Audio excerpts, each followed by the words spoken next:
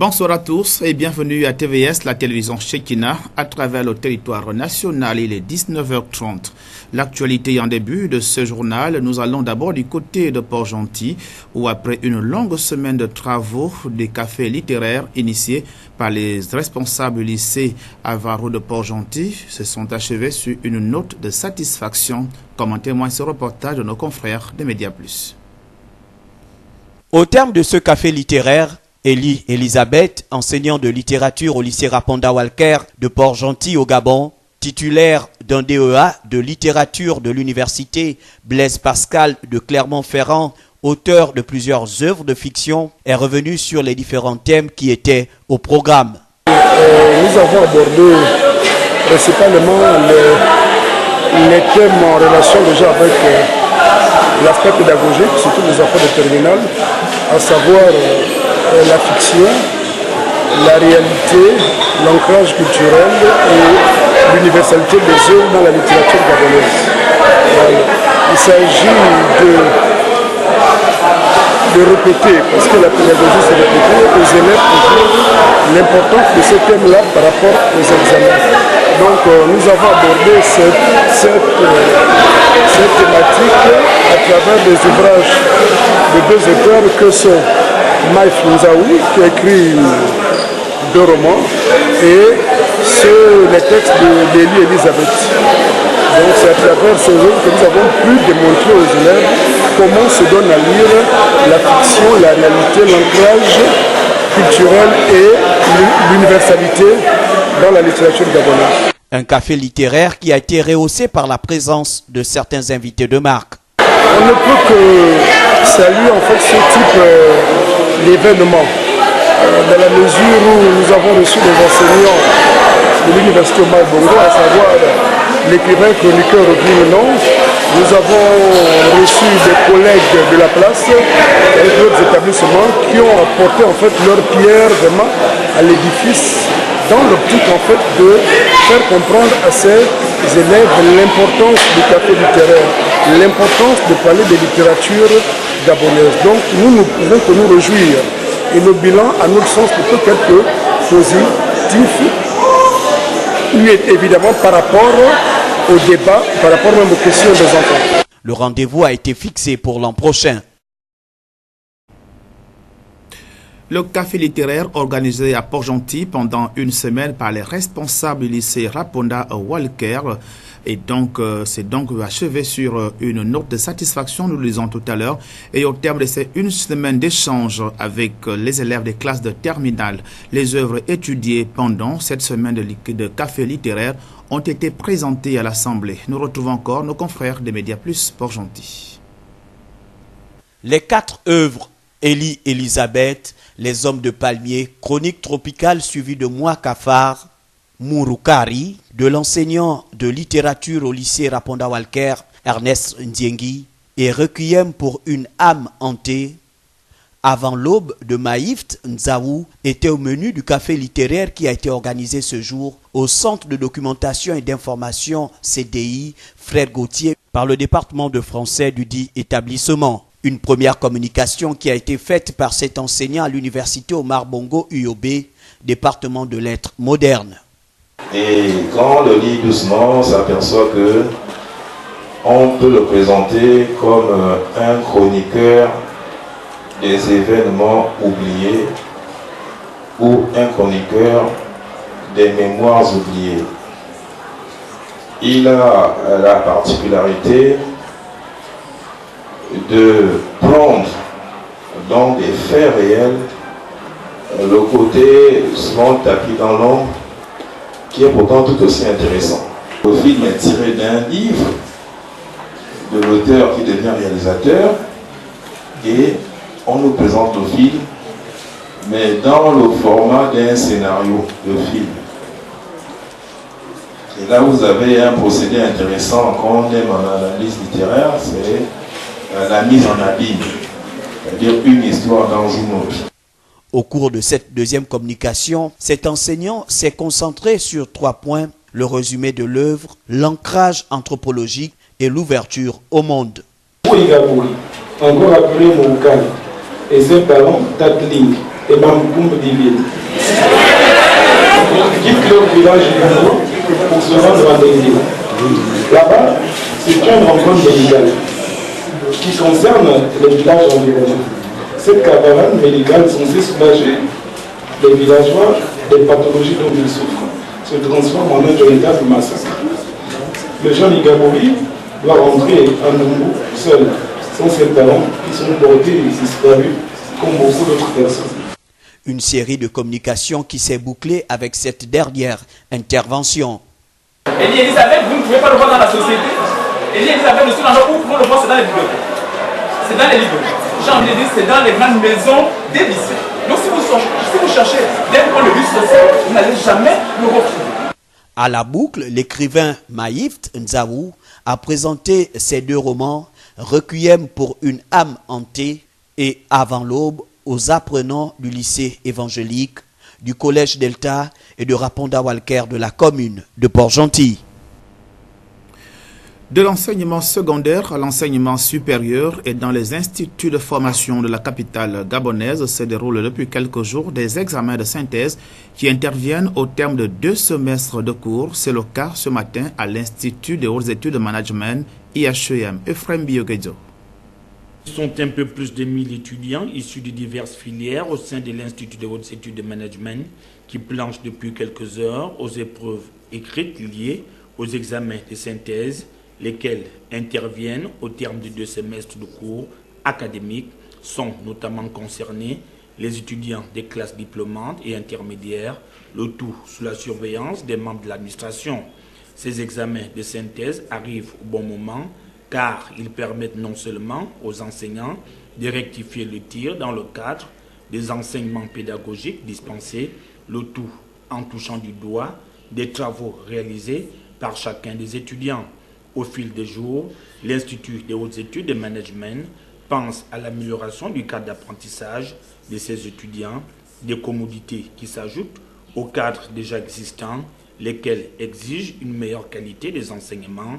Le partenariat signé il n'y a pas si longtemps avec l'IRCH-UOB et le séminaire tenu avec les cadres de l'IHM sur la rédaction des rapports des stages et les mémoires professionnelles vient conforter ici le travail qui est abattu au sein de cet institut de référence.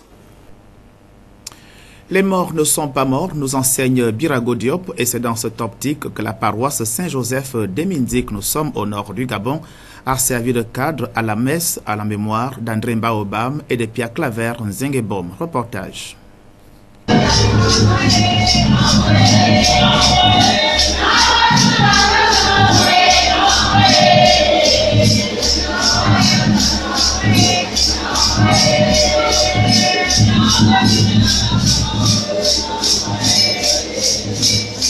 C'est à la paroisse Saint-Joseph de Minzik, dans le département de Lokano, au septentrion, qu'une messe à la mémoire de feu André Mbaobam et de feu Pierre Claver Nzengebom a été solennellement célébrée en différé au regard de l'apport des illustres disparus dans la vie sociopolitique, économique et culturelle de notre pays. Alors, c'est 2 personnalités qui ont marqué l'histoire de notre pays par leur engagement politique, par leur engagement social aussi. Et ils étaient fort heureusement à la fois chrétiens catholiques. J'ai eu l'occasion de les connaître l'un et l'autre et j'ai eu l'occasion de les enterrer, de les accompagner l'un et l'autre. C'est moi qui ai inhumé Pierre Claver, c'est moi qui ai participé à l'organisation de ces obsèques à Angola, Bona et à OIM. C'est moi qui suis allé chercher le corps de mon frère André à Yaoundé, tel qu'il l'avait souhaité lui-même, qu'il est amené au Gabon et qu'il est inhumé, qui organise ses obsèques. Alors, il y a quelques mois, j'ai été triste lorsque l'anniversaire du décès d'André est arrivé le 12 avril et que j'ai dû célébrer à Oyem, la capitale de Wellington, une messe en sa mémoire. Il n'y avait pas plus de 200 personnes à l'église, j'étais triste. Alors j'ai dû gueuler, j'ai dû m'énerver et les amis qui ont cheminé avec André, en l'occurrence Mino et quelques autres amis m'ont dit ne t'en fais pas, on va organiser une messe solennelle pour André, peut-être à Mythique, peut-être à Medellin, peut-être à Vitam, mais en tout cas une messe digne de l'illustre disparu. Et on va associer à cette messe la mémoire de Pierre Claver aussi, parce que tous les deux était compagnon de lutte et ami du Gabon. Et voilà donc, j'ai été invité à célébrer cette messe amitié aujourd'hui en mémoire d'André et en mémoire de Pierre Claver. Je suis heureux de cette célébration qui était très solennelle. Solennelle par les chants, solennelle par l'organisation, solennelle par l'assistance. Dans son homélie, le curé a tiré l'essentiel du message à partir de la relation, sinon l'acte posé par Marie-Madeleine, Marie mère de Jacques et Salomé, qui ont embaumé le corps de Christ à l'aide des parfums afin qu'il soit longtemps conservé. Par analogie, il a invité le peuple gabonais en miniature dans cette paroisse à rechercher d'abord le bien du Gabon, celui de nos provinces et familles, afin que ces compartiments soient préservés, de sorte que seule la paix y règne. Dans la même lancée, à Libreville, la semaine des grandes destructions, avec pour thème central se décharger des fardeaux maléfiques, a tenu toutes ses promesses. Chapeauté par les révérends Lui et Chantal Sarah Badinga, ce fut des moments d'échange fructueux, de délivrance, de prière et d'exercice du ministère à la gloire de notre Seigneur. Les détails avec Inès Ngungamombo de la Savane et Mosconi Ngonumba.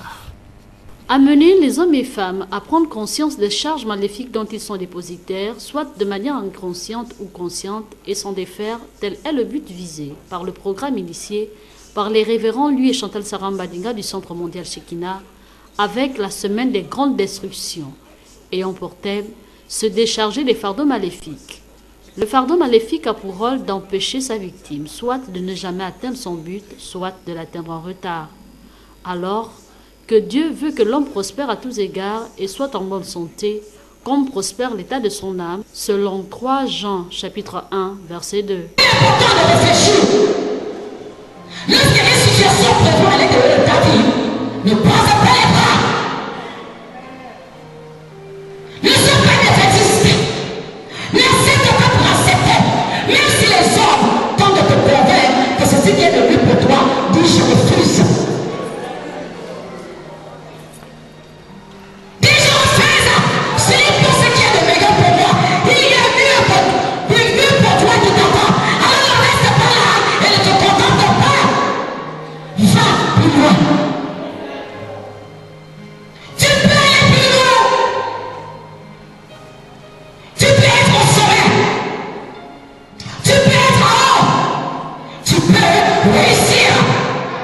Ces rencontres de partage permettent aux fidèles d'être outillés davantage et de prendre la résolution dans des... Il s'agira en même temps de mettre à votre disposition des moyens, des armes, des outils qui vous permettront tout simplement de faire face à ces différents fardeaux qui minent votre vie, afin de complètement les bombarder, afin de vous en décharger, afin de vous en débarrasser complètement pour que votre destinée reprenne sa marche vers son élévation. Le corps de Christ est convié à prendre une part active au programme hebdomadaire du Centre mondial Shekinah.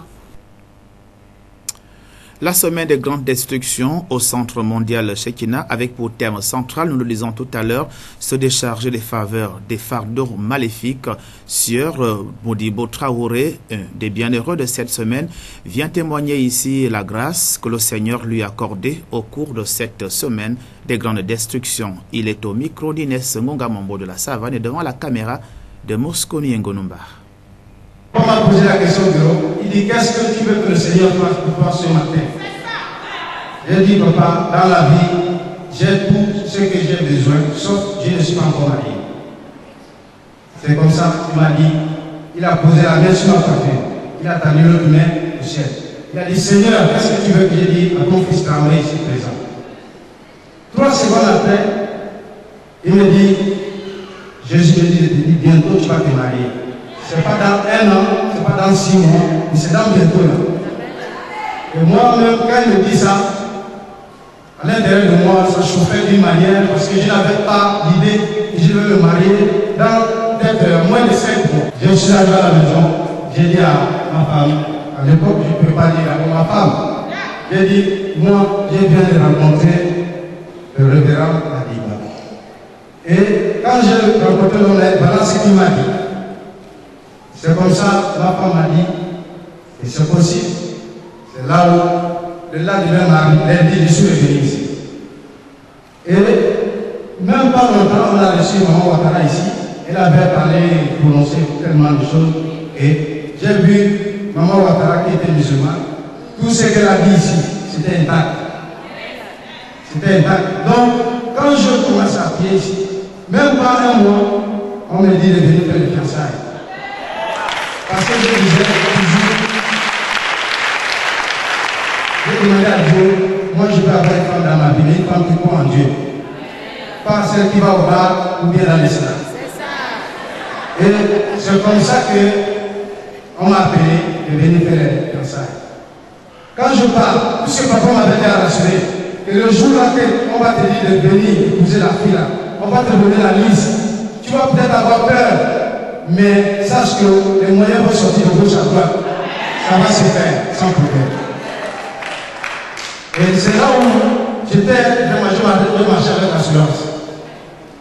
Quand je suis allé faire les fiançailles, c'était le 23 décembre 2017. Mes beaux-parents m'ont demandé, est-ce que tu es sûr pour le mariage de notre fille? J'ai dit oui, je confirme. Tu donnes quelle date? J'ai dit je donne la date du 22 mars 2018 et le 24 mars 2018. Les deux dates, la coutume est à l'état civil. Et ça s'est passé, la façon dont papa m'avait expliqué, ça s'est passé exactement de cette manière. Même quand il m'a reçu, là à la sortie, la dernière fois, il a dit à maman, nous allons recevoir le groupe à la maison, on va prier pour eux. Le jour-là, nous sommes partis chez lui, maman n'était pas encore arrivée, il a prié pour nous. Quand mon frère voulait me poser la question, il a dit, maman, vous êtes mariés en esprit. Il dit, je vous vois ensemble. Et c'est comme ça, depuis que je suis marié, je me suis marié à la date du 22 mars et le 24 mars.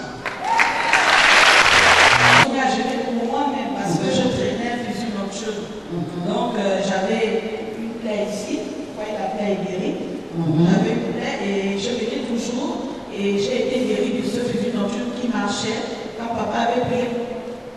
Et ensuite, j'ai amené mon petit frère qui ne travaillait pas. Depuis combien de temps? Il a fait 4 ans de chômage. 4 ans de chômage. Qu'est-ce qu'il avait comme diplôme? Il avait quoi? Je pense qu'il a fait banque finance. D'accord, banque finance. Oui, et aujourd'hui, il fait anglais aussi.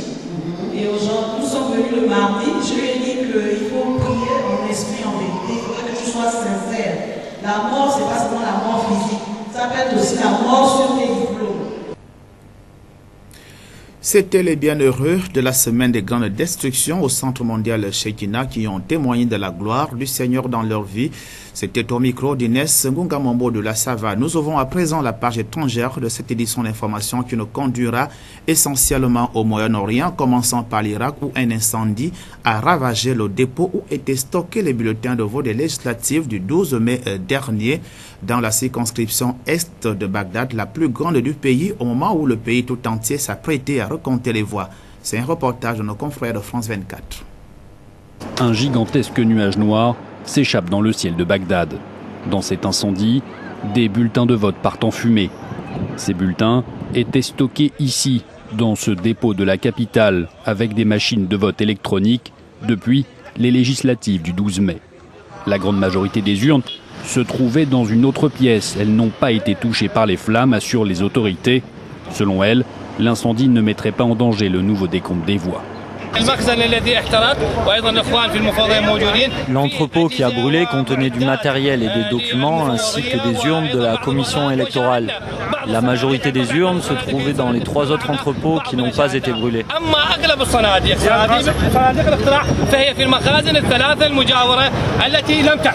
L'Irak s'apprête à recompter les 10 millions de bulletins de vote des législatives remportés par le leader chiite Moqtada Sadr.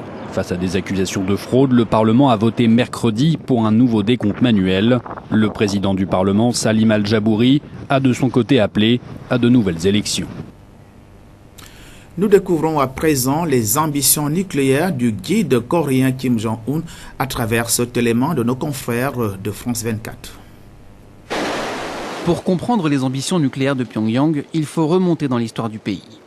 À la mort de Kim Il-sung en 1994, son fils Kim Jong-il prend le pouvoir et développe le programme nucléaire nord-coréen.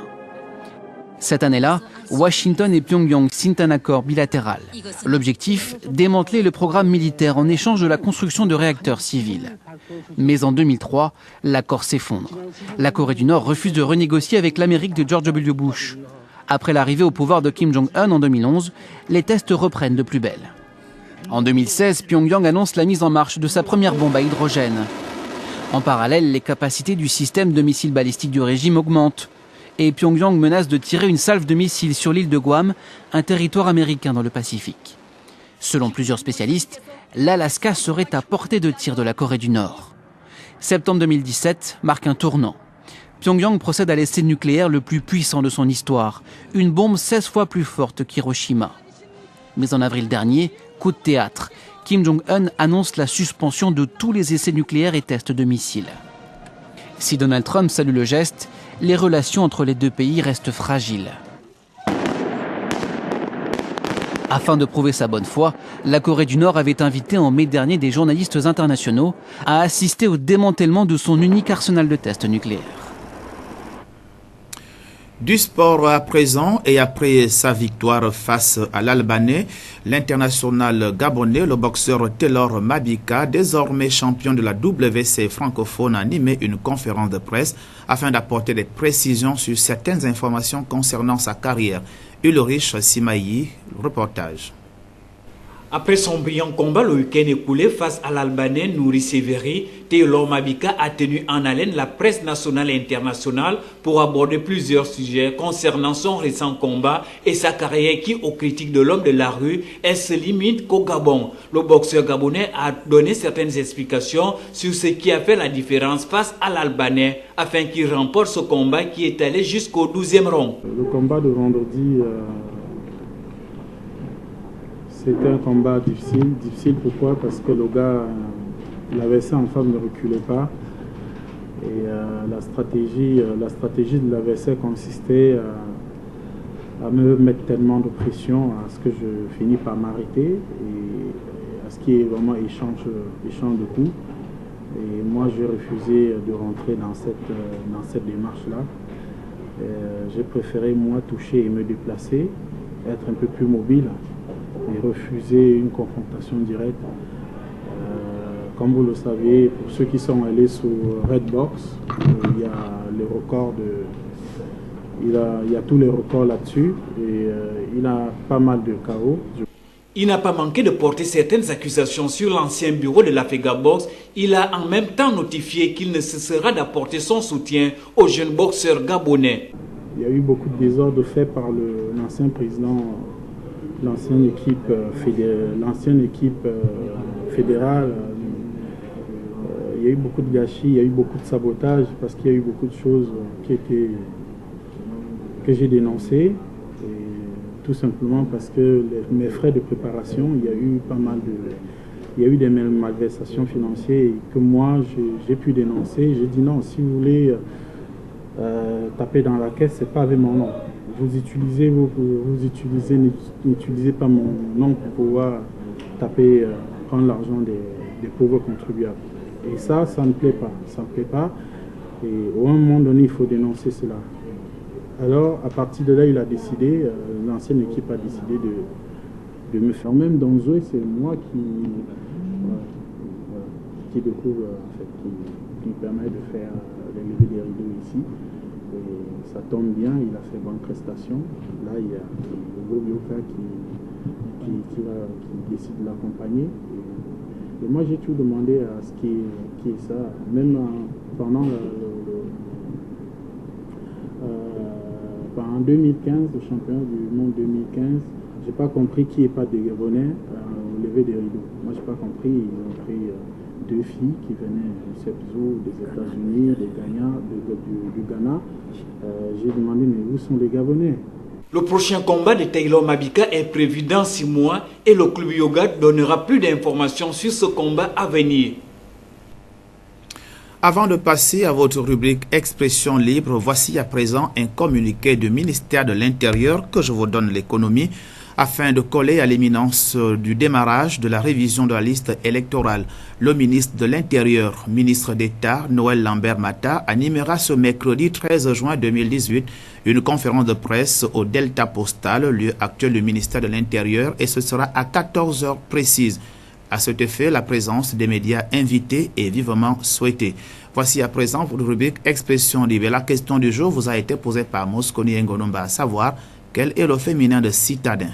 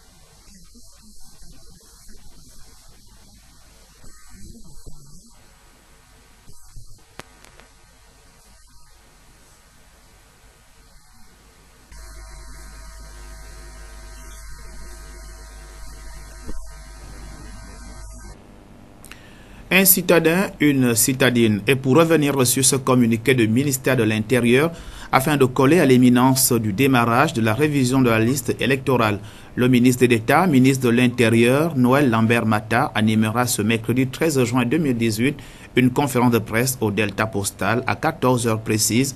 La présence des médias invités est vivement souhaitée. C'est la fin de cette édition d'information. Merci de l'avoir regardé.